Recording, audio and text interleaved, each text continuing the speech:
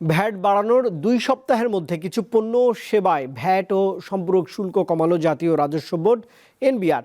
এ তালিকায় রয়েছে ওষুধ, মোবাইল ফোন সেবা, রেস্তোরাঁ, নিজস্ব ব্র্যান্ডের পোশাক, মিষ্টি, নন এসি হোটেল এবং ওয়ার্কশপ। বুধবার এ সংক্রান্ত 4টি আদেশ জারি করেছে এনবিআর। 2024-25 অর্থ বছরের মাঝপথে এসে গত 9 জানুয়ারি এক অধ্যাদেশের মাধ্যমে শতাধিক পণ্য ও সেবায় ভ্যাট ও শুল্ক বাড়ানো হয়। উচ্চ মূল্যস্ফীতির এই সময়ে হঠাৎই বিপুল সংখ্যক পণ্য ও সেবায় ভ্যাট বাড়ানোর ওই সিদ্ধান্তে অন্তর্বর্তী সরকার ব্যাপক সমালোচনার মুখে পড়ে। দুপুরে সচিবালয়ে অর্থ উপদেষ্টা জানিয়েছেন, আন্তর্জাতিক মুদ্রা তহবিল, IMF এর শর্ত পূরণে ভ্যাট ও সম্পূরক শুল্ক বাড়ানো হয়নি।